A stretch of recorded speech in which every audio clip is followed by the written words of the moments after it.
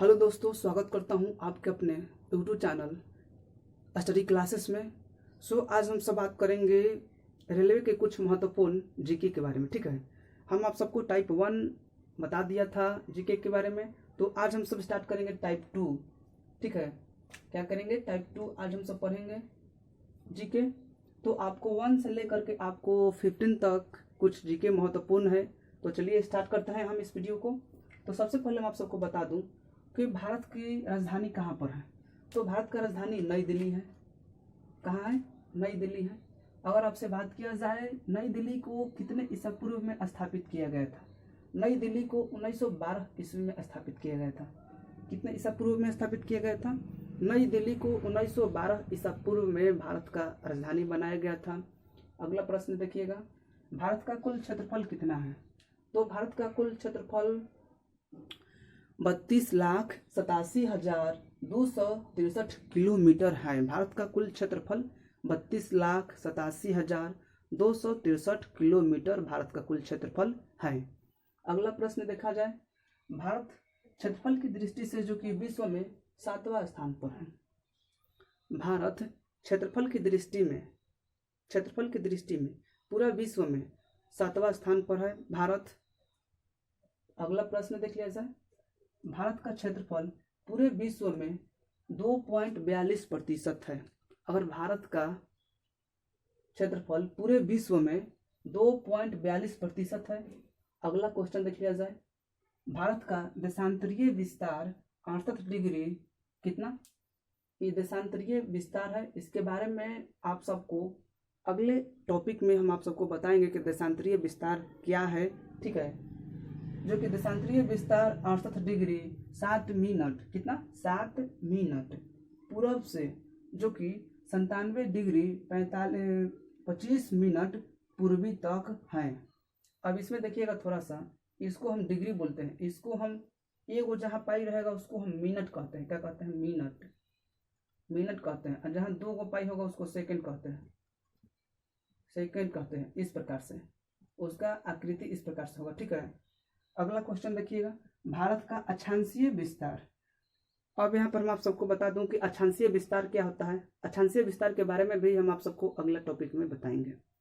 यहाँ पर आप सबको यही ध्यान देना है, अक्षांशीय विस्तार 8 डिग्री 4 मिनट उत्तर से और 37 डिग्री 6 मिनट उत्तरी अक्षांश तक है।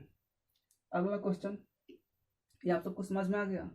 अगला क्वेश्चन, भारत के पूर्व से पश्चिम तक के कुल लंबाई। कहाँ से?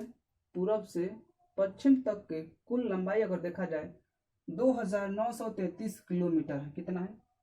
देखिएगा, भारत के पूर्व से पश्चिम तक के कुल लंबाई अगर देख लिया जाए तो 2,933 किलोमीटर है। अगला क्वेश्चन, भारत के उत्तर से, अब यहाँ पर पूर्व था और यहाँ पर पश्चिम था, यहाँ पर उत्तर है, उत्तर से दक्षिण तक के कुल लंबाई अगर देखा जाए तो 3,214 किलोमीटर है। कहाँ पर है? 3,214 किलोमीटर है। ठीक है, उत्तर से दक्षिण तक की कुल लंबाई भारत का। अगला क्वेश्चन, भारत में कुल द्वीपों की संख्या कितना है?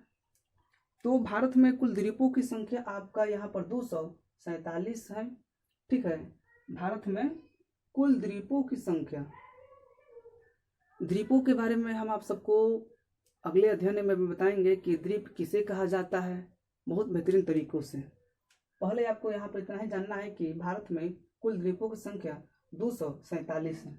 अगला प्रश्न, अरब सागर में कुल द्वीपों की संख्या कितना है? 43 है। अरब सागर में कुल द्वीपों की संख्या कितना है? अरब सागर में कुल द्वीपों की संख्या 43 है। जो कि बंगाल की खाड़ी में कुल द्वीपों की संख्या कितना है? 204 है। बंगाल की खाड़ी में कुल द्वीपों की संख्या कितना है? 204 है। अगला प्रश्न देखिएगा, भारत के सबसे उत्तरी बिंदु कहाँ पर है? भारत के सबसे उत्तरी बिंदु, जो कि इंदिरा कॉल को कहते हैं। किनको कहते हैं? इंदिरा कॉल को कहते हैं। इंदिरा कॉल कहाँ पर है? जम्मू कश्मीर में है। अगला प्रश्न देखिएगा, भारत के सबसे दक्षिणतम बिंदु कहाँ पर है? इंदिरा पॉइंट है। कहाँ है? तो इंदिरा पॉइंट है, जो कि निकोबार द्वीप समूह में पड़ता है। कहाँ पड़ता है?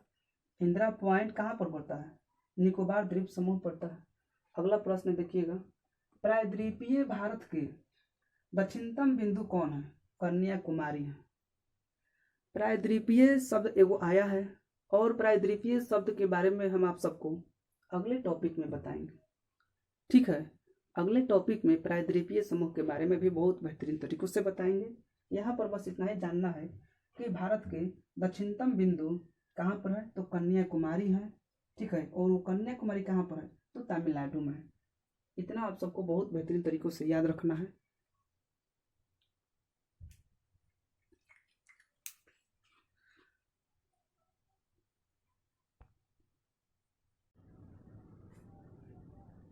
अब क्वेश्चन नंबर 15 देख लिया जाए। अगर हम बात करूं आप सबसे क्वेश्चन नंबर 15 के बारे में, तो 15 आपका क्वेश्चन कर रहा है कि भारत के राष्ट्रीय ध्वज कौन होगा आपका? तो भारत का राष्ट्रीय ध्वज आपका तिरंगा है। इसको बहुत बेहतरीन तरीकों से याद करिएगा कि भारत के राष्ट्रीय ध्वज आपका तिरंगा है। अगला प्रश्न देखिएगा, भारत जनसंख्या की दृष्टि से विश्व में दूसरा स्थान पर है। कौन? यानी कि भारत। अगर हम आप सबसे बोलूं कि भारत जनसंख्या की दृष्टि में विश्व में दूसरा स्थान पर है।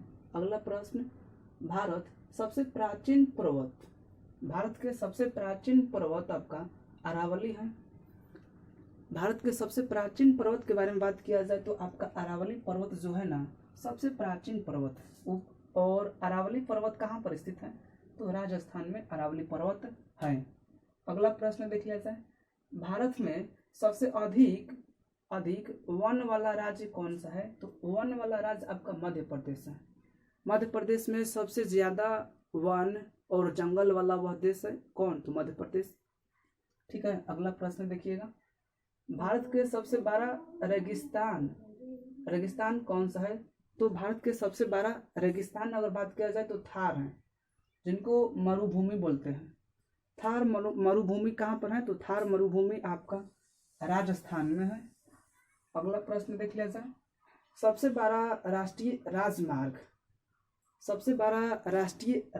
आपका NH7 है। कौन है? NH7 है, जो कि इनका टोटल कितना लंबाई है? 2369 किलोमीटर इनका टोटल लंबाई है। और कहाँ से कहाँ तक? वाराणसी से कन्याकुमारी तक इनका टोटल लंबाई है। किनका? हमारे भारत के राष्ट्रीय राजमार्ग का, ठीक है। अब यहाँ पर अगला प्रश्न देखिएगा, सबसे छोटा राजमार्ग कौन होगा आपका? NH और डैश है 47-A, ये जो है हमारा सबसे छोटा राजमार्ग है, ठीक है। अगला प्रश्न, भारत के सबसे लंबी नदी कौन है आपका? तो भारत के सबसे लंबी नदी गंगा नदी है, ठीक है। और अगला प्रश्न, भारत में सर्वाधिक वर्षा वाला स्थान कौन सा होगा? सबसे अधिक, ठीक ना, वर्षा वाला स्थान कौन सा होगा? मानसिन राम जो है वहाँ पर बहुत ज़्यादा वर्षा होता है। और मानसिन राम कहाँ पर स्थित है? तो मेघालय में है। कहाँ पर है? मानसिन राम मेघालय में है। अगला प्रश्न देखिएगा, भारत में न्यूनतम वर्षा वाला स्थान कौन सा? लेह। भारत में न्यूनतम मतलब कम वर्षा वाला आपका स्थान कहाँ पर है? लेह कहाँ पर है? तो आपका कश्मीर में है। सबसे कम वर्षा वाला आपका स्थान कहाँ है? तो लेह कहाँ है? कश्मीर में। अगला प्रश्न, क्षेत्रफल की दृष्टि से सबसे बड़ा राज्य आपका कौन सा है? तो क्षेत्रफल की दृष्टि से सबसे बड़ा राज्य आपका राजस्थान होगा। और क्षेत्रफल की दृष्टि से सबसे छोटा राज्य आपका कौन होगा? गोवा होगा।